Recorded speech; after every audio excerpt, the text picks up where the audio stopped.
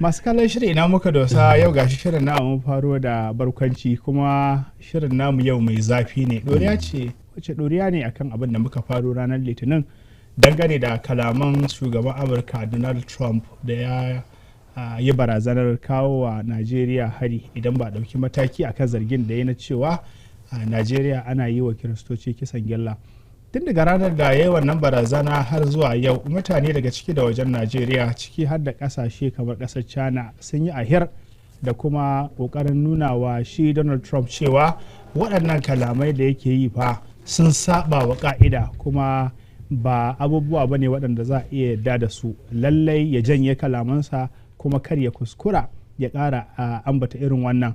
To ana tsaka da wannan batu aka zo majalisa inda waɗansu daga cikin 'yan Najeriya suka miƙa ƙudiri domin su ji menene abin da majalisar dattawa ta Najeriya za ta bayyana dangane da wannan barazana ta Donald Trump. Shi shugaban majalisar dattawa dai har ta kai ga ya furta cewa shi wane ne da zai iya yin martani ga Donald Trump. Mataimakinsa Sanata Barau Jibrin Maliya ya tashi yake cewa ka kai ka ce, yana cewa ban kai in ce ba, yana kar ka ji tsoronsa. Shi kuma Trump Fabio yana cewa ba tsoronsa nake ji ba. To a zauren namu kamar da na bayyana muku muna tare da Malam Abdullahi Musa Huguma, a hannuna na hagu kuma akwai gangaren a fagen kimiyyar siyasa Professor Kamil Sani Fage. Professor barka da yamma. Assalamu alaikum. Wa alaikum assalam wa rahmatullahi wa barakatuhu. Madalla. To bari mu faro da Malam Abdullahi Musa Huguma. Malam Huguma na san ka leƙa kuma ka ji abubuwan da mutane suke faɗa. Da me ka ji ana ayyadawa ne dangane da kalaman shi a Fabio da kamar nuna tsoro da yayi wanda har ta kai ga mataimakinsa wanda ba a taɓa jin kansa ba ya fito yana karka nuna jin tsoronsa, karka ji tsoronsa. Har shi Barau yana cewa ni bana tsoron Donald Trump. Shi kuma yana cewa a'a ni fa ban ce ina tsoronsa ba amma dai wane ne ni in yi martani akan kalamansa. To mal awal sai nake mamaki. Shi shugaban majalisar dattijai wato sanata Godus Fabio sai nake mamaki me yake tsoro. Domin al'amari ne da ya shafi Najeriya gaba daya kuma ya shafi 'yan Najeriya. Kuma ba na zaton akwai wata ƙasa da wannan abin zai faru a ce kamar majalisar dattijai ta yi shiru ba ta magana akan abin ba. Ya kamata lallai ko ba komai ta fito ta faɗi matsayinta game da abin da shi shugaban Amurka ya faɗa. To mutane suna ta mamaki cewar me ya faru, ya aka yi wa ragaya, ya aka yi shi shugaban majalisar dattijai yake zama ya zama solo biyu, yake nema ya zama cewar tamkar irin abin da ake cewa kyan wallami. Abin da ya faru yadda abin aka ta nuna shi a social media ana ta maimaita shi duk inda ka shiga Facebook ne, Twitter ne, duk inda ka je wannan shafi na sada zumunta za ga cewa ana ta nanata wannan faifai yadda shi a Fabio yake kokarin yadda kasan ya ga kura yake ja da baya yake kokarin yin wa kansa irin ya sawa kansa wani iri murfi ya rufe kansa. Shi kuma Sanata Barau Jibrin yana ta fitowa da maganar, yana ƙara mar ƙwarin gwiwa, yana cewa ka tsaya fa ba haka abin yake ba, amma shi yana ƙara ja da baya tamkar abin nan ne ake kamar kare ne ya ga kura. To abin da ma mutane suke ta maimaitawa a social media shine me ke faruwa, me ya faru. Wasu suna ta Allah wadai da shi gaskiya mai girma shugaban majalisar dattijai suna nuna rashin jin daɗin su akan abubuwan nan da yi, kuma suna nuna cewa gaskiya ba jarumi bane, domin ko ba komai duk wanda ga yana magana akan wannan abu da ya faru da yawa daga cikin waɗanda suke suka da lamirin abin da ya faru wasu dagiya ce, wasu ƙoƙarin nuna cewar lallai har ga Allah ba sa goyon bayan abu, amma suna sanar da wasu abubuwan da za su iya baya. Ba na mantawa ba sani ba ko labaran social media ne, kaga mai girma tsohon sanata Rabi Musa Kwankwaso shi ya fara fitowa ya ainihin caccaki gwamnatin Amurka, ya kuma ko da ba shi bane da ya fara fitowa kusan na farko ana yin abin da zafinsa ya fito ya yi magana akai, wanda ya sa fadar shugaban kasa ta ji daɗin abin da ya yi. Sannan na biyu har ita ma na zaton labaran da ya fito dai ya nuna cewar wasu daga cikin hukumomin Amurka sun nuna kamar ba su ji daɗin abin da yi ba, saboda ya faɗi magana masu ɗan kaushi game da abin da ya faru. To sai ga cewar mutane gaskiya sun fito malam suka yi ta rubuce-rubuce akan abin da ya faru tsakanin Barau Jibrin mataimakin shugaban majalisar dattijai da kuma shi shugaban majalisar. To a hukuma dakata nan tun da dama abin na tambaye ka na ce yaya mai mutane suka rika cewa za mu dawo ga gare ka. Profesa kaji abubuwan da Malam Hukuma ya ce mutane suna ganin kamar Akpabio ya zubar da kimar Najeriya idan duniya kuma ya nuna tsoronsa a fili tunda har shi Hukuma ya faɗi abin da sai da ya sa dariya da kyakyatawa da yake cewa kamar Akpabio ya ga wani abun tsoro ne ana cewa a aje ka ji tsoro shi kuma yana tarjiya. Akwai ɗaya daga cikin masu amfani da kafafen sada zumunta wato IG Wala ya ɗauki maganar shi sanata Akpabio kai tsaye yake cewa wannan abin da ya zubar da daraja da kimar majalisar dattawan ƙasar nan ne a siyasance tun da ya kawo batun siyasa kuma kai gangaren ne a bangaren kimiyyar siyasa gaskiya ne wannan abin da shi sanata Akpabio yayi ya zubar da kimar Najeriya a siyasance. A kwarai da gaske ya zubar da kimar Najeriya, ya zubar da kimar ita majalisar, ya kuma zubar da kimarsa shi a matsayinsa na mutum na uku a Najeriya. In ka dubo tsarin mulkin Najeriya daga shugaban ƙasa sai mataimakin shi sai wato shugaban majalisar dattijai.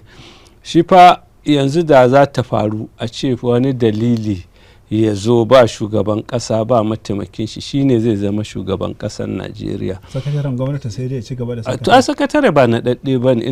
Mu ne muke baiwa sakatare mukami amma a tsarin mulki mu ai sakataren gwamnati a karkashin ma minista yake bai kai minista ba. Shi sa zaka gan ka zo protocol in ana lissafi a inda za a zama ba a kawo sakatare sai an gama duk da kwamashinoni da ministoci sannan za a kashi. To amma mu saboda tasirin wato mulkin soja shi yasa kake ganin sakatare yana da wani abu, shi sa ma za ka ga har in an zo ana ta ɗaukan wani nauyi a bashi, shi na ɗaɗɗe ne. Wannan kwa sanata ne na Najeriya kuma a sanata shi ne fa na farko a cikin tafiyar, don haka wannan makami nasa ya shafe duk wa'annan da kake magana. Kuma kaga haka na hudu kuma shine zai zama shugaban majalisar wakilai. To haka dai abin yake tafiya a tsari.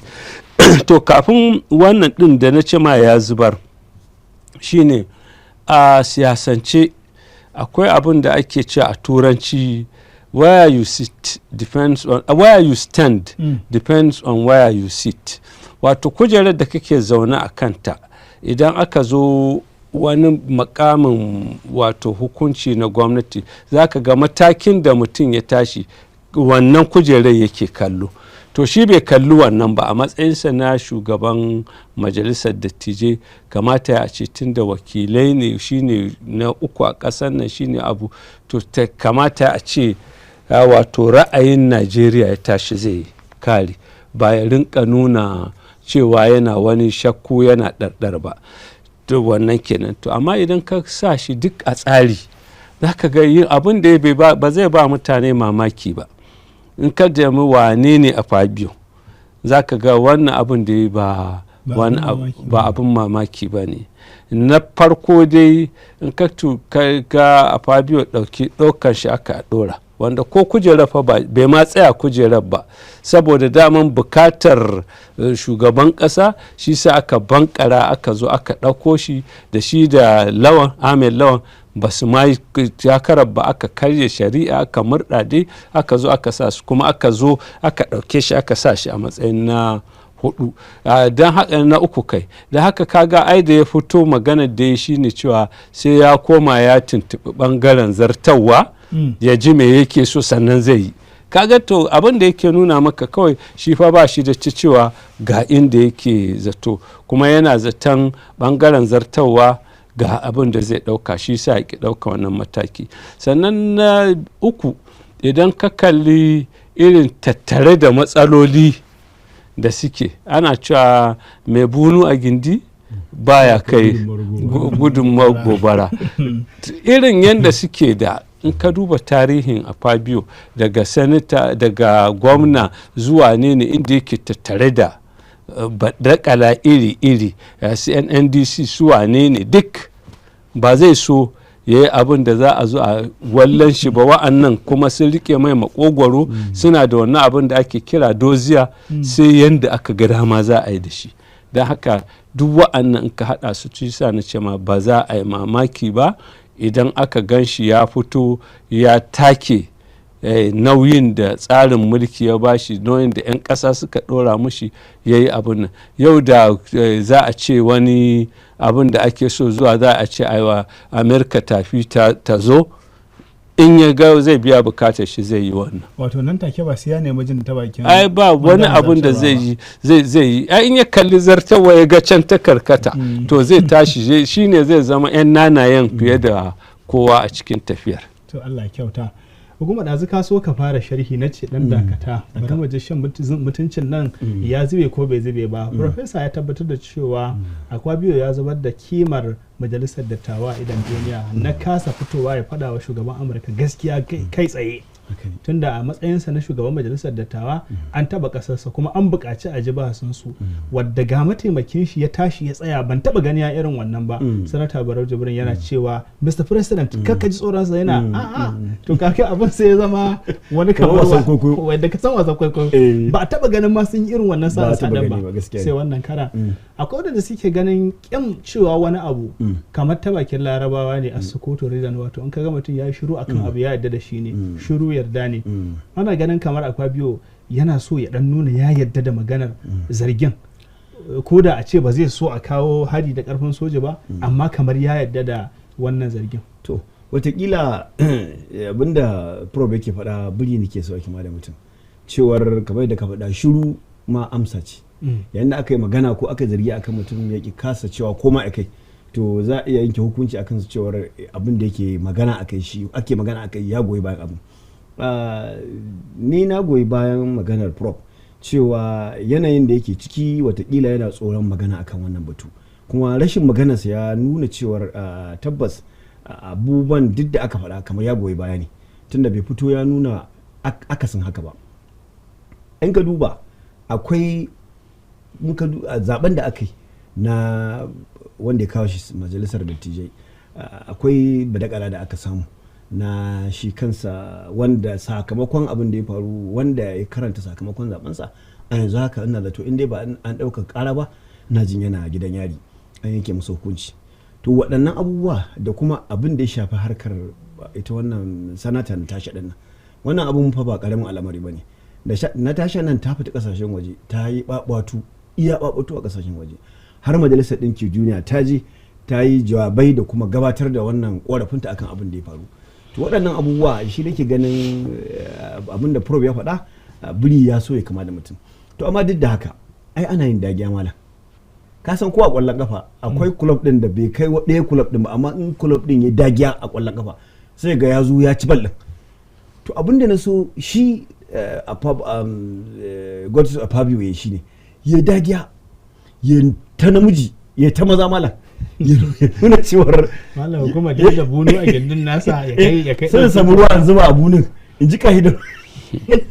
Ta da wani ƙarin bayani kuma idan ka kalli shi daga ina ya zo da kuma matakin shi ba zai so ya ɗauki wannan abun ba.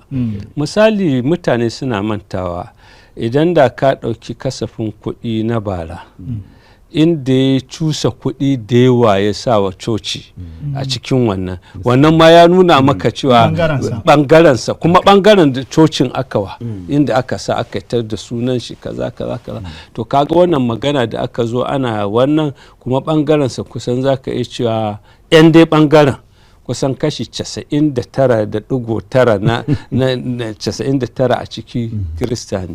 Da haka ba zai yi duk irin wa'annan abubuwa ba, tunda yanzu ba yana kallon kanshi ba ne a matsayin mutum na uku, yana kallon kansu wani bangare ga kuma duk abubuwan da na faɗa a baya. Don haka shi sa na ce ma ba za a yi mamaki ba don an ga ya zo ya yi irin wannan ya ƙi fitowa ya magana yana ɗarɗar, har yana cewa wai karfa kai magana da za a zo a rinka alaƙaya maka ba ita ka faɗa ba. Ka gani duk wa'annan magana ce ta karewa ta abu wanda bai kamata a ce shugaban jama'a ba, kuma ƙasar tana cikin matsala. ka zo kai ka magana kake kar a makala maka to a makala maka me amma makala maka in dai abun nan kaman akwai wani senator ya mutu Goldwater abun ne yana cewa extremism in defense of wannan is justice ma'ana idan za ka kai karshe ma don ka kare abun nan ɗinka to ka je ka kare to amma kaga su wanda suka san nauyin wakilcin jama'a amma wanda dama ake cewa tsintacciyar magi ai ba ta magi idan sun toshe suka ce kawo shi aka yi ba cancanta to tun da kawo shi aka yi kaga abin da ake so ya shi zai yi to kaga da ke nan kuma kafin kai magana na lura kamar prof gani kai makana ne maka yana akwai biyo shi yasa ya karɓe ka abin da ke akwai ai duk abin da prof ya faɗa ni malamar ba nake kuma ka wannan kullun na ta cewa da biri ya kama da mutum in ka duba shi abin da ai ta ba ta rago ake cewa domin abin da ya sa abubuwan da suke faruwa kungiyar kan ta kiristocin Najeriya ta fito ta faɗi gaskiyar abin da ke faruwa sannan akwai Matthew Hassan kuka shi ma rabaran ne ko na Sokoto ya fito ya ce wannan fa abin da ke faruwa ba gaskiya bane ga gaskiyar abin da ke faruwa a Najeriya to kaga idan har waɗannan mutane waɗanda su ne malamai na ɓangaren kiristanci da suke da'awa ta harkar kirista za su fito su faɗi gaskiya ban ga dalilin da zai sa shi a Fabio zai tsaya yana noke-noke yana ɓoye-ɓoye ba abin da ya kamata abin da ya faru wato gaskiya babban abun Allah wadai ne kwarai da gaske domin Najeriya dai ko ba komai abin da ake kokari a fito da shi ne ƙasa ɗaya ce kuma duk da cewa mu musulmi ana ɗan jan hankalinmu akan yin bayanin cewar secularism ɗin nan kamar ba a so musulmi ya ringa nanata ta cewar karka ringa faɗar cewar maganar aƙidarka a zuciyarka amma dai ƙasa ce da Allah haɗa mu zama da waɗanda ba musulmi ba kuma ko annabi sallallahu alaihi wasallam ya zauna da Yahudawa kuma da wanda ba musulmi ba da Nasara ya zauna da su kuma an zauna ya kare musu haƙƙinsu kaga kenan mu musulmi misali abin da muka fahimta shine mu akwai amana wanda za mu iya zama da su lafiya kuma babu wani abu da zai kawo mana wata matsala tsakanin mu da su to in har a ce mutum na uku a Najeriya zai ɗau wannan mataki kaga kenan watakila akwai wani abu a zuciyarsa me yake boyewa ya kamata lallai in abin magana shi ita ce lallai ya fito wa 'yan Najeriya me yasa ya ɗau wannan mataki me yasa yake noke-noke me yasa tsoro yake ji mutanensa na mazaɓarsa yake tsoro kada ya je ya kasa dawowa majalisar dattijai to ai dama ai bai tafin ba ma tura shi aka ai magana shine da kake magana su rabaran matuka su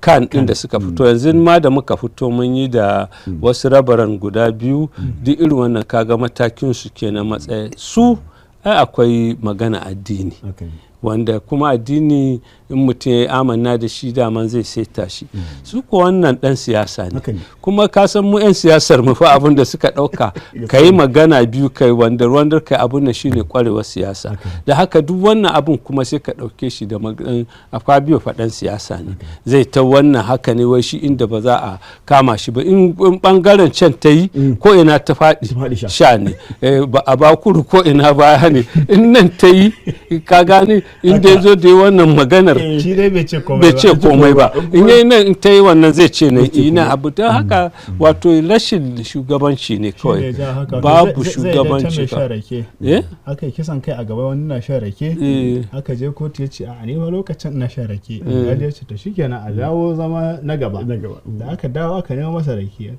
can aka ce wancan mai shan raken an yanke masa hukuncin kisa ya miƙe ya ce Allah ya baka ya rage to taso ka faɗi abin da ya faru sai ga shaida ta fito to akwai hotuna da aka yada na cewa shugaban Najeriya Bola Ahmed Tinubu ya zauna da shugaban kungiyar Kiristoci ta Najeriya a yammacin jiya akwai da suke ganin cewa wannan zama a daidai wannan lokaci kamar ya nuna cewa ma amma akwai irin abin da shi Donald Trump ya yi zargi an so a ce an ga Tinubu ya hada da sarkin musulmi da kuma shugaban kan ne a wannan zama ba wai a zauna da shugaban kan shi kadai ba a tsarin hukunci na gudanar da gwamnati wannan babban kuskure ne ka san mu a Najeriya ba ma ɗaukan mataki, kullum sai abu ya faru ake ɗaukan matakin. Yanzu kaga wannan a tsarance a hukunci a gudanar da gwamnati babban kuskure ne. Ai da inda zai yi shugabannin addinai zai kirawo ya zauna da su ai tattauna wannan abu, da shi ne mafitar da zai nuna cewa babu wannan zargin da ake yi. Sannan kuma uwa uba, in ka duba tun ranar an baro kari tun ranar tubani, tun daga farko aka yi watsi da al'amarin har ya kawo ga haka. Ka koma baya 2010 lokacin da ake ta wannan abubuwa, ka san akwai wani kwamiti na majalisar Amerika ta dattijai da suka zo Najeriya duba me yake faruwa a wannan kashe-kashe da yake faruwa. Kawai sai suka je da Plateau da Benue suka yi sai suka koma. Gwamnati bata ma ba su shiga abin nan ba. To kaga reporters ya nuna kawai musulmi ake kashe, kirista ake kashewa a wannan abu. Sannan shi wannan rabaran ɗaya ya sunan shi da ya tafi dan Benue da ya tafi Amerika ya je kai wannan kuka gashi ana kashe su, jihar sai kai bayani amma Najeriya bata ɗau matakin ta kawo cikakken bayani ba, aka shiru aka karɓi wannan. Sannan wancan da muka yi wani satuka ko 2 ne ko 3 da ya fito shi ma yake faɗa yake alakanta cewa ai ana kisan abu a Najeriya kamar yadda ake Najeriya duk bata ɗau mataki ba. Kaga duk kaman abun nan ga kuma wannan na 3-4 da ya faru yanzu da ya zo ya zauna da 'yan kan kawai, duk yana nuna cewa kaman gaskiya ne al'amarin. Ita ko gwamnati bayanin nan da aka zo kamata yi mu daina ɗaukan irin wa'annan a matsayin kamar 'yan hamayya ne suka faɗa. Abin da ya zo yanzu gashi har ya kawo wannan ɗarɗar ɗin, da tuntuni an ɗauki matakin an fito da bayanan an fi abin na ɗin shi da ba a kai ga wannan ba. Aka kuma wannan matakin da ya ɗauka zai nuna cewa da gaske ne kirista ake kashe, tun da su ake tattali ake rarrashi a zo a zauna, maimakon a ce a zauna gaba ɗaya a fito da abin na ɗin. Kirista su fito da nasu 'yan kan da wanda ma ba 'yan kan ba. Ai ka san ba duka kirista ne fa yake kan ba, a ɗauko ƙungiyoyi da irin su wane ne Pentecostal su wane ne duk a taho da su, a kuma kawo musulmi su ma a zauna a tattauna a yi abin nan. Amerika ta sani, duniya ta sani ga matakin da aka ɗauka. Amma a gurgure ana zuwa kaman ka alkali ne, kuna zuwa kai amanna da abu, kaga ka yanke wa kanka hukunci. To kuma ka ji abin da prof ya ce, kamar gayyatar shi shugaban kan aji a wannan zama, ko da babu gayyatarsa ba dai ganin nasa tare da wannan bayyana hotunan ya sa shakku a zukatan 'yan Najeriya. Kana aikin jarida irin wannan kuma ana karanta ra'ayin mutane, yaya shi kuma Tinubu yanzu a idan 'yan Najeriya? Wato abin da ke faruwa, ka san shi mai girma shugaban kasa babbar matsalarsa shine wani abu da ya yi wanda ya sa shakku a zakatan kiristocin Najeriya da kuma wasu kasashen duniya shine maganar muslim. Mu a musulmi muna ganin ba ta mana wani amfani ba. Ai shi yasa baka ce muslim a'a to akwai bambanci wurin musulmi cikakken aka ce muslim da muslim to takara ta mataimakin shugaban kasa musulmi, mataimakinsa musulmi. Wato wannan abun ya sa mu a bangaren nan musulmi kenan muna ta ganin cewar wannan abu da aka yi, wannan tiket guda ɗaya da aka hada bai mana amfani ba, domin akwai abubuwa da yawa da suka faru wanda muna ta shan kaicu akan abubuwan da suke faruwa. Su kuma a gefe guda kiristoci abokanan zaman mu da Allah haɗa mu zama da su suna ganin cewar su ma kamar an ha'ince su akan wannan abu da ya faru. To in baka manta ba, zaben 2027 yana dab da zuwa a yanzu. Watakila baɗi yanzu ana magana zaɓe ake, idan har an yadda za a yi zaɓe a watan Nuwamba kenan. Ko Malam Sheikh Ahmad Gumi ya fito ya faɗa, yace duk abin da Amurka take ba magana wani abu ne, magana ce ta zaben 2027. Ni a fahimta ta abin da suke so kamar Tinubu zai ga cewa shi shugaban kasa zai ga cewa nema ake a kware mar baya, nema ake a kawo wani abu daban da za a kawo masa na kasu a zaben 2027. Da haka bari ya kira limamin tarikar da tafirin jaye watakila waɗanda ake zargi domin ya masu danna kirji watakila ya ga cewar ya sa ya yi wasu maganganu wanda watakila ko zai rarashi shi shugaban kasar amurka akan wani abin da yake duka maganan nan kamar yadda Sheikh Ahmad Gumi yake faɗa, ni na yarda da cewar magana ce ta zaben 2027 malam. Idan ka duba abubuwa da yawa sun faru dangane da yanayin dangantakar Najeriya da Amurka. Duk wannan abu sun gabata, an yi tarurruka daban-daban na kungiyar BRICS. Wannan abun ya tsorata Amurka, domin Amurka tana da kalubale yanzu a tattalin arziki na duniya. Idan ta bari aka ci gaba da tafiya yadda ake tafiya a yanzu, za ta iya samun matsala a harkarta da mu'amala ta tattalin arziki da mu'amala ta da diplomasiya da kasashen duniya. Wannan yasa ta abin nan ainihin tauna tsakuwa don aya ta ji tsoro. Ba lallai kamar yadda masu fashin baki da yawa suke akan wani abin da ya faru, ba lallai Amurka maganar hari da gasken hari za ta kawo ba, amma magana ce ta ita dama ba abin da ya shafi ta da addinin Kirista ko Musulmi. Abin da ya shafi Amerika kuma wannan manyan kasashen duniya shine interest ɗinsu, abin da suke sha'awa, abin da zai kawo musu ci gaban tattalin arziki, abin da zai samu ƙarin tagomashi na abin duniya. Wannan shine magana. To madalla hukuma ka ɗauko maganar abin da ya shafi diplomasiya da maganar zaben 2027 da kuma maganar buƙatar Amurka da ta suka yi abin da suka yi, don ba zan ce yayi abin da ya ba matsayin shi na shugaban ƙasa. Idan lokaci yayi da zamu je mu dan tsahirta, idan mun dawo sai mu ɗora daga nan.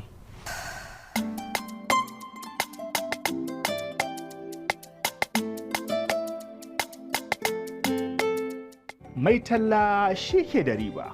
Wannan haka yake. Ina 'yan kasuwa manya da ƙanana, ga dama ta samu.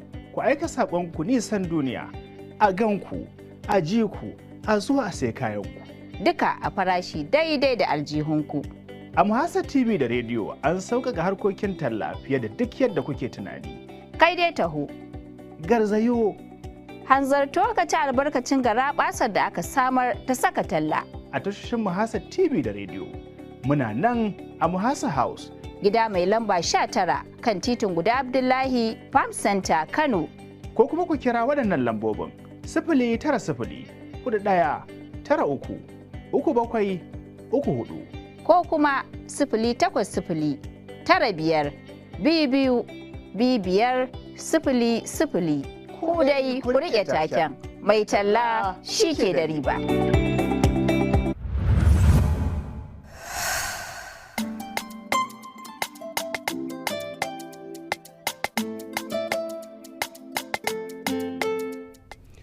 Tumadalla, barkamu da dawowa daga hutun takaitaccen lokaci a cikin shirin ina muka dosa. Muhammad Awal Suleiman ne tare da Abdullahi Musa Huguma da kuma Farfesa Kamilu Sani Fage, inda yau muke taza da tsifa akan maganganun da suka biyo bayan kalamai ko a ce barazanar shugaban ƙasar Amurka Donald Trump na yunkurin kawo wa Najeriya hari akan zargin da yake na cewa ana yi wa Kiristoci kisan gilla, duk da cewa kuwa Kiristocin ƙasan ma a iya cewa sun ma fi musulman fitowa su ce a'a wannan magana ba haka bane, ba wanda ake yi wa kisan gilla, a dai fito a faɗi gaskiya abin da yasa ake so a kawo Najeriya hari. Prof, kafin mu tafi ta rabin lokaci, Abdullahi Musa Huguma ya ce akwai magana zaben shekarar 2027 a cikin dalilin da suka sa shi Donald J. Trump yake magana cewa zai iya kawo Najeriya hari. Ni na ga babu wannan batu, domin a gaskiya in ka kalli yadda shugabanninmu suke ta ƙoƙari su taɓa alli da wa'annan manyan ƙasashe, za ka ga cewa wannan bai tsore musu ido ba. In yau ba sa son gwamnatin, za su san inda za su tura gwamnatin, ba ruwansu da wani zaben 2027. Abin da za ka kalle shi shine bukatun ita Amerika gaba ɗaya.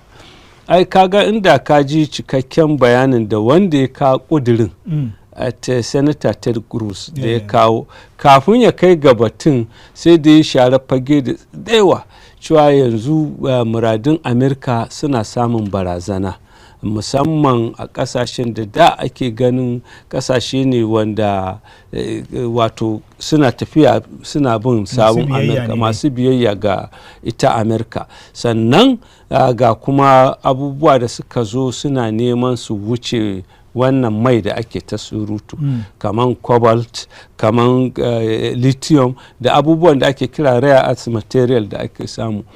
To sai ce ai yanzu China ta danne wannan abun a duniya gaba ɗaya. Cobalt ɗin nan da yanzu shi aka raja a kan shi har kasashen turai suke yi, banda na China banda na abu na Afirka kusan kashi 70 China ce ta mamaye kasuwar ga wannan abubuwa. Don haka wannan abun yake cewa kamata fa na Amerika ta kokari ta ga ta tabbatar da wannan matsayin nata, domin wannan barazana ce ga bukatunta a yanzu da kuma gaba. To shine aka ɗauko wannan aka sa.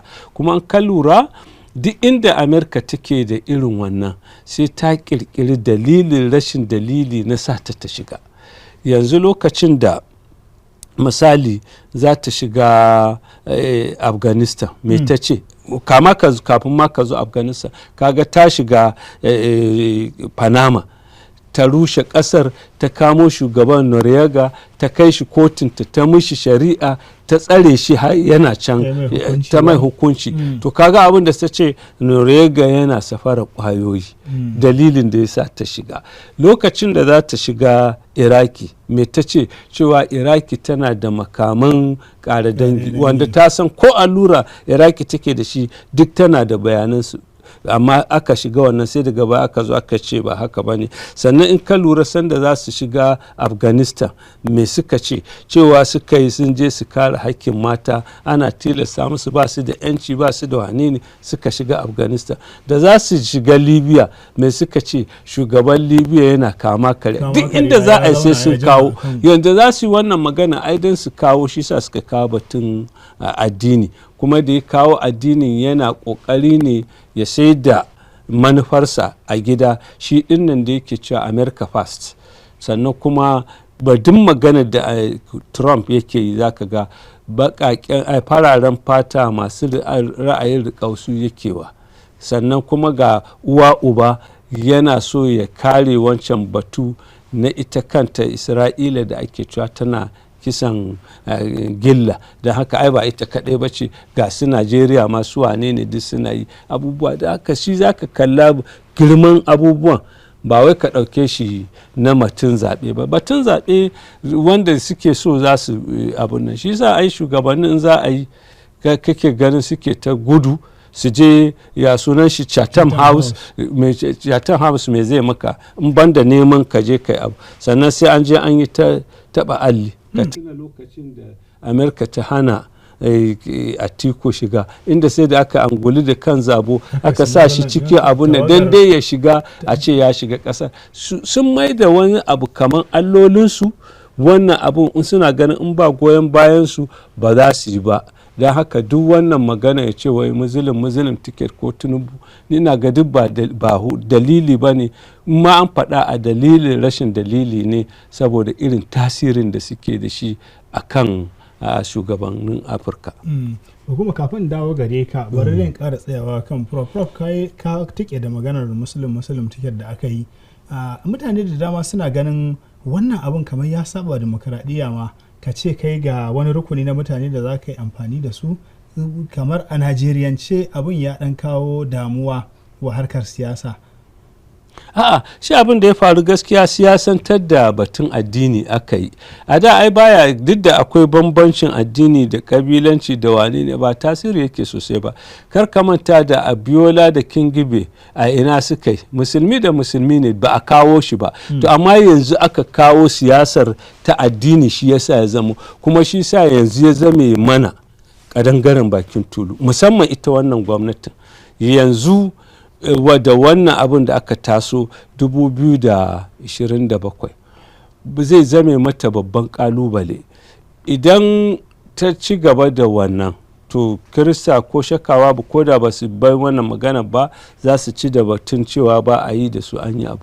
Idan kuma ya zo ya ce shikenan zai canza tafiya, ya canza tsari, to kuma nan musulmi za su ce matsin lambar musu Kirista ce ta sa ya sauka. Da haka kaga shi sa ake cewa bai kamata, in ba rami kar a kawo batun rami, in ba matsalar me yasa aka kawo shi. To kuma aka zo aka ta hura siyasa addini, yanzu gashi ta kai mu ta baro a cikin wannan al'amari. Na'am. to hukuma kafin mu baiwa masu kallo da sauraron mu dama akwai magana kamar da prof yayi na cewa idan Allah ya kai mu shekarar 2027 idan shi Tinubu ya ce to shikenan kai Kashim Shattima kai hakuri bari mu dauko Kirista tunda kaga abin nan ya jawo damuwa to musulmi za su dawo su ce aha ka ji matsan lamba kenan zaka ajiye shi kuma idan ya ce bari ya ci gaba da tafiya da shi to matsalar kuma za ta ƙara ci gaba kamar yadda ake ciki kai kana ganin cewa kenan jam'iyyun adawa suna da hope wato akwai fatan cewa ko ba buri ba ma hangen nasara na cewa idan Allah ya kai mu shekarar 2027 yadda aka yi amfani da addini a shekarar 2023 a yanzu ba zai yiwu ba. Wato in ka duba abin da ke faruwa da al'ummar Najeriya musamman musulmai ba su damu da maganar musulmi da musulmi ba a damu gaskiya ba a damu da shi ba. Yawanci mutane suna ganin kamar yaudarar su ma aka yi, domin da yawa na sha jin mutane ko a social media ko a daidaikun mutane suna magana cewar shin da aka haɗa musulmi da musulmi me ya amfanar da addinin musulunci ko me ya amfanar da musulmin. Sannan wannan abin da ya faru ma yana nuna cewar lallai musulmi suna da naƙasu wajen shugabanci, domin an samu naƙasu wajen wannan shugabancin da ake a halin yanzu a Najeriya. Yanayin da aka fada a ciki na rashin tsaro, taɓarɓarewar tsaro da rashin ainihin wato da talauci da yunwa da halin da 'yan Najeriya suka faɗa shi sa da yawa daga cikin mutane wallahi rubuce-rubucen da ake ta yi a kafofin sada zumunta yana nuna cewar mutane sun dawo daga rakiyar musulmi da musulmi, domin abin ma da aka yi din ya ba wa musulmi kunya, domin ba a so a kai ga halin da ake ciki ba. Kamata a ce an samu shugabanci da ya fi kowanne abin nan tsari da kuma da kula da lafiyar al'umma da kula da jin daɗin su da magance matsalolin tsaron nan. Matsalar tsaro duk abubuwan da kamar prof yadda ya faɗa duk abin da ya faru mu muka jawo kanmu, domin akwai alamun cewar kamar gwamnati ta yi watsi da harkar tsaron nan. Abubuwan da suke ta faruwa a Benue da Taraba da sauransu da abubuwan da suke faruwa a Borno da abubuwan da suke faruwa a Zamfara da Kebbi da Sokoto, ka duba abin da ya faru a wata 2 da suka wuce duk sati sai an shiga masallaci ana sallah asuba an buɗe wa mutane wuta a masallacin nan, amma da ke mutanen nan babu Allah a ransu, kaga ba wanda ya taɓa fitowa yayi magana. Kuma mu ba mu amfani da damar da muke da ita ta social media mun yaɗa wannan labarin domin ya fita duniya ta gani a san cewar lalle ana cutar musulmi ba. Mun taɓa tattaunawa akan wannan batun cewar ba mu amfani da harkar kafofin sada zumunta din nan da Twitter da Facebook da sauransu wajen fitowa da irin zaluncin da ake wa musulmi a Najeriya da irin abubuwan da suke faruwa. Da ana yada shi to da wasu abubuwan wallahi ba za su kai ga wannan matsayin da ake kai ba malam awal. Amma sai mu ringa amfani da abubuwan mara ta wani bangare ta wani abu daban. Yanzu misali kwanan 20 da muka yi na ranar na makon da ya wuce mutane suka yi ta yada wai wani shugaban Amurka ya ce har ya jera sunayen jihohin da za a kai harin hadda Kano hadda ina ne. So ka duba da Allah, kuma a social media ake faɗin wannan abu maimakon ku fito kuma da harin da aka yi mana a masallatai aka kona mutane a masallatai ku fito da shi ku nuna duniya duk wata kafa da za ta kai mutanen da su gani an nuna musu a nemi a ƙaryata abin da shugaban Amurka ya faɗa cewa ba haka bane. Amma mun yi shiru sai kuma kokari muke mu ringa tsorata mutanenmu mu ringa firgita mutane muna nuna musu cewa lallai za a yi wannan abu kuma za a kawo harin kuma ga majiyoyin da aka ce za a kai wannan harin. Har mutane suna bugo waya, kuma wanda ya bugo waya yake magana an baka manta wala awal yake godiya cewa lallai wani abu da ya kamata lallai a dau mataki akai wani abu. Saboda ka mutanen mu ya kamata mu halakanta mu amfani da kafofin sada nan kamar yadda ya kamata. Bai kamata mu bari kara zube abubuwan da su ringa faruwa ba. Kuma gwamnati ya kamata ta ringa daukan nauyi da Allah ya dora mata mala. Sakaci da ake yi akan abubuwa da yawa shi yake kai mu ga halin da muke faɗawa mala.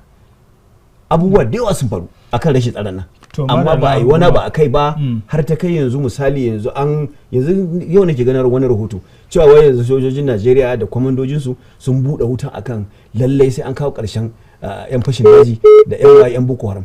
Yanzu kenan ake so a yi wannan abin saboda ga abin da ya faru. To shikenan hukuma a ƙarshe prof akwai waɗanda suke ganin cewa ya kamata 'yan Najeriya su yi amfani da wannan abin wurin haɗe kansu su tunkari babban matsalar su rashin aikin yi da kuma rashin kyakkyawan shugabanci. Ana ganin wannan wata dama ce da za a iya kallon irin shugabannin a ce to kaga da ba don kun bari abu kaza da abu kaza sun ci gaba da faruwa ba da ba a kawo mana wannan abin da yake nema ya rige da ruguza mana ƙasa, musulmin su kasa zama lafiya su ma kiristan su kasa zama lafiya. Kwarai da gaske ai da a ce gwamnatin ba ta zamanto kanta kawai take kallo ba ko shugabanni ba kansu kawai suke kallo ba, sun sa bukatun 'yan ƙasa kuma sun yi ƙoƙari su kyautata halin rayuwar 'yan ƙasa, to da irin wannan duk ba zai taso ba.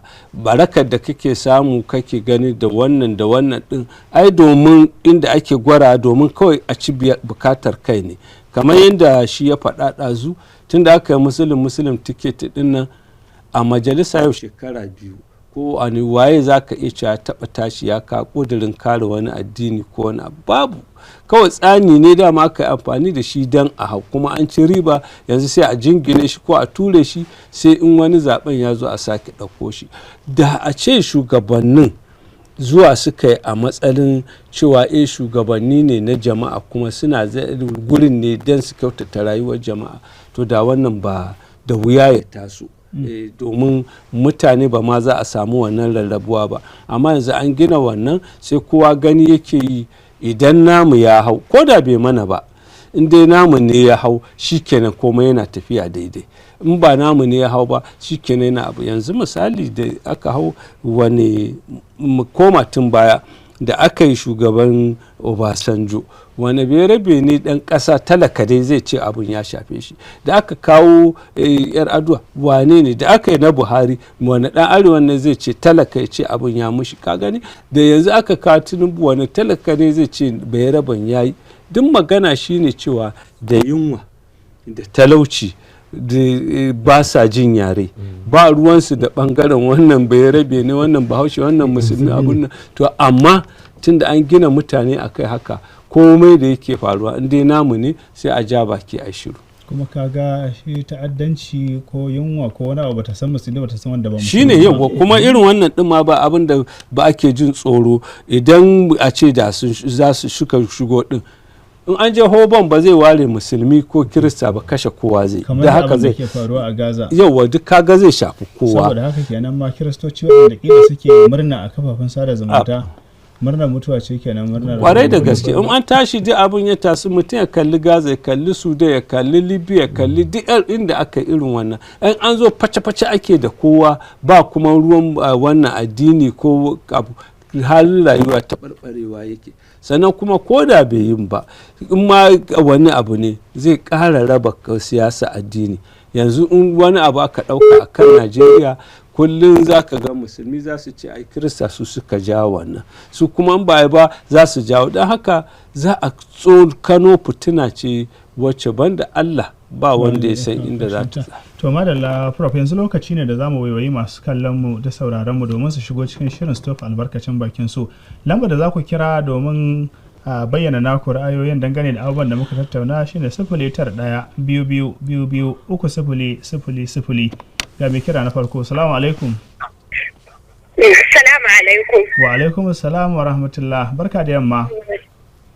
Barka ka dai, fatan alkhairi a gare ku gabaki ɗayan ku. To barka da yamma Rahama Kantama, babu da ki gudunmuwar cikin Muka Dosa. Haka yake, Rahama Sharif Kantama ce a kan layi. Na'am. Yawwa, ine wa baba barka da zuwa wannan waje da ku kanku gabaki ɗaya, to ai wannan abu daman a bayyane yake. Na'am. Ni ba wanda nake ganin laifi a wannan abu sai manyan nan namu, shugabannin nan namu duk so suka jawo wannan matsala. Dan idan ka duba kaman kai ne kana da yara guda 3, tsakani da Allah ba fada suka yi ba, biyu ɗaya ice kin ga wane ya daki wane, to kuma wane kai an dake ka yace ni ba a dake ni ba, to wanda ya faɗa din nan da amma akwai manufarsa akan wannan, ya rasa ta inda zai bi ne shi kar i dake shi ya laifi shi ne yake so kai ka dake shi.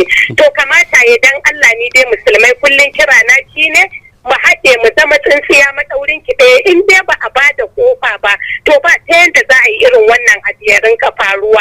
Na gode ne wa kowa da kowa fatan alkhairi mutane akan hanya. Rahama Sharif Kantama kuma na koma garin Kantama sai an jima. To wadda Rahama Sharif Kantama a gaida mutan Kantama, kun ji ra'ayinta, ita cewa ta yi ai kawai so aiki a fake da guzuma a harbukar sana, shine misalin ta bayar na cewa idan kana da 1 2 kawai wanda ya kawo ma karar wannan Assalamu alaikum.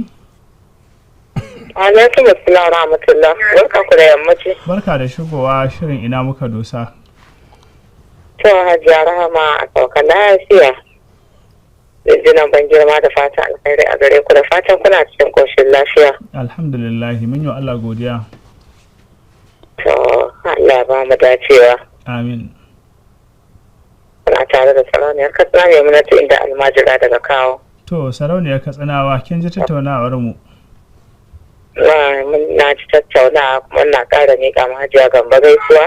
Allah ya ji kan Muhammad da gafara Allah ya rahama mata. Da ta salamu makoma. Mama da ki gudun wannan abu ne. Wannan magana da zamu ce kawai yan uwa sai dai mu yawaita istighfari da haidara salatin ma'aiki annabi Muhammad sallallahu alaihi wasallam. Wannan mutum ina jin akwai tabuwan hankali a tare da shi. Gaskiya sai an ji an gwada kwakwalwar shi tukuna. Shawara kike bayarwa kenan. Wa zai duba? A shawara take bayarwa ta ce aje a duba kwakwalwarsa. Shi ne ce wa zai duba an karɓa. A tutan da shi kanshin balata neman da ya je can ya kamata ya ba shawara ta haɗu da shi kanshin ma shi balata neman su je dukan su a gwada mana kwakwalansu gaskiya. To madalla sarauniya Katsinawa mun gode. Saboda akwai mutane da yawa akan layi dole ne kowa ya kira sai ya ba da gudunmuwarsa a gurguje 09122303000. Salamu alaikum. Alaikum assalam rahama. Abdullahi barka da shigowa. Da Hausa muke magana ne muku fatan alkhairi sai da iyalan ku baki dan. To madalla tare da manyan baki. Kana magana da Muhammad Al-Miskin. To Muhammad Al-Miskin barkanmu da yamma ba mu gudunmuwarka a gurguje. To a gurguje wato ka gane ko ita babbar matsalar nan da kake ganin ta wato abu ne ya rikice a Najeriya duk maganan da za ka yi ta gaskiya ko a ce adawa kai ko kuma a ce ai kai masoyin gwamnati ne. To shi ne yasa kowanne bangare yana da wannan matsalar to saboda haka sai ka rasa ma ya za ka yi yanzu misali zan faɗa abin da mutane suka fahimta kamar yadda ni na fahimta. Kaga yanzu ni ka bangare na ba ni ba a ra'ayina ni ina jingina wa Bola Tinubu ka gane ko saboda barkaci ai da baya bin su da a ce Bola Tinubu dan hanshin shata ne duk wannan matsalar ba za ka ji ta ba to wannan matsalolin da suke fitowa shine suke nuna wa mutanen Najeriya da mutanen duniya shi fa Bola Tinubu ba dan hanshin shata bane to saboda haka in ka fita kura ku kai za ka yi ta zama akan mulki baka zama da tura ba ku sun dinga kawo masu kwan kasa kenan sannan babbar matsalar mu a nan arewacin Najeriya muna da karancin shugabanci ba mu da shugabanci ina tabbatar maka da cewa duk wannan matsalar da ta zo ba wannan maidawa da Bola Tinubu martani ba Bola Tinubu ba kai shugaban kasar Amerika martani da zai da shi in ba ni ba kuma mutane da yawa sun faɗa kuma duniyar ma ta faɗa ka gane ko mu babbar matsalar mu kaga Najeriya ta dokan ba a hannun Hausawa da Fulani take to amma Hausawa da Fulani sai suka sake sai suka koma baya sai ya kasance kusan mu ba mu da jagoranci shi ne ta kake ganin wannan matsalolin suke fita amma tun da karen da aka faɗa ni na san ba zai kawo hari ba to amma misali ba muka yi magana anan muka yi magana na gaya maka sai an kashe musulmi 1000 na ina jin ka Almiskin yanzu ka kai wasu maganganu ka ce Bola Ahmed Tinubu yana da kishin 'yan Najeriya shi yasa ake kokarin ture shi daga kujerarsa ko kuma a firgita masa mulkin sa yanzu Almiskin duk yadda yake garzayawa ya je ya karbo kuɗaɗe bashi daga kasashen turai in ka ce wa ɗan Najeriya shugaba Bola Ahmed Tinubu yana kishin sa kana ganin ɗan Najeriya zai saurare ka na dai maka yau aika ka san da kyautan baka bane sauraro ya sani musamman su na fuguma sun sani wallahi in dai zaka yi mulki baka bin waɗannan turan wallahi ba inda zaka ji to madalla Almiskin madalla da gudunmuwarka kai ma ka san bai kyauta a ce mutum ya faɗi ra'ayinsa baka tambaye shi ba saboda ai idan bai bangaren Amurka ba yaya bangaren China kuma assalamu alaikum assalamu alaikum wa alaikum assalam wa rahmatullah ga ka cikin shirin ina muka dosa da wa muke tare kai tsaye ana tare da Abu Salama to Abu Salama daga ina daga Bacirawa to Abu Salama daga Bacirawa menene gudunmuwarka ni gudunmuwa ta a cikin nan matasan mu ya kamata su masu da za a rayuwa duk inda matasa suka gyaru a nan ake samun ci gaba a rayuwa kullum ana fama da rubabbun shugabanni waɗanda zuciyarsu ta riga da ta mutu kuma ba sa duba kaga mutum ya haura shekara 60-70 amma wai ya jajirce waɗanda za su taho a bayan shi su ji daɗin rayuwa, amma sai ga yana da baya yana tsoron mutuwa, kuma alhalin shi wanda yake ba gaba tsoro akan mutuwan na rai ɗaya ne fara shi. Yadda kake da rai ɗaya in dai ka jajirce, wannan ne rashin jajirce wacce ya sa abin har yanzu har yau har gobe ba ta hau kan hanyar da za ta fara tunanin gina kanta ba. Shugabannin duk shugaban da zai fito a Afirka yana neman ya ci gaba da ya tura ƙasar shi ta ci gaba, da shugabannin shi yan uwan shi yan Afirka ake zuwa a haɗa kudin gwila a kashe shi, kuma kaga shi kenan a rasa mai kishi da an samu marasa kishi 10 sun ƙara dannuwa cikin al'umma, sun ƙara kashe zuciyar yan Afirka. Yanzu ga abubuwan da suke ta faruwa, ka duba ga Sudan, Bardesa ya yi magana, Sudan, Libya, sun ina ne duk gasu nan, me ya musu da marasa kishin kasar su aka haɗu aka karasa kashe cikin kasar, kuma yanzu yan kasar sun shiga cikin bala'in da har abada ba lallai su ƙara koma wa cikin halin da suke na daɗi a rayuwa ba. To ya kamata yanzu gaskiya a ba matasan mu shawara su koma su nutsu su tsaye da tunaninsu, su yi abin da ya dace, don matasa su ne mahangan al'umma a gaba.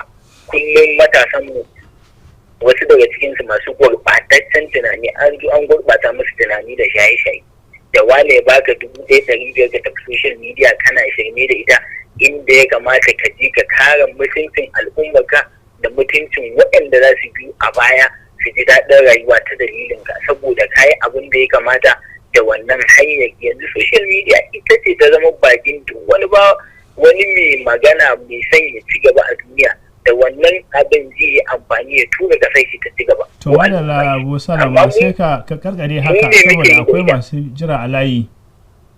To Allah ya taimaka, Allah ya gyara mana zigatan mu gaba. Amin ya rabbal alamin. Ina ganin daga kiran Abu Salama bari mu ƙara ɗaukan kira ɗaya sai mu sallama a cikin shirin da ina muka dosa. To gashi da alama layi yayi nauyi. A madadin ɗaukacin waɗanda suka taimaka shirin ya zo gare ku da ba zan ce abokai iyayen tattaunawan kenan Farfesa Kamilu Sani Fage da kuma Abdullahi Musa Huguma, sai waɗanda suka taimaka a ɓangaren rediyo da kuma Abubakar Alladu Umar da ke ta faman danne-danne a ɗakin sadarwa, da kuma Hamisu Ibrahim Magashi. Ni Muhammad Awar Suleiman da na shirya shirin na kuma gabatar nake sallama da ku, sai Allah ya kai mu ranar Juma'a ku sake ganin mu tafi da wani sabon shirin na ina muka dosa. Ku kwana lafiya.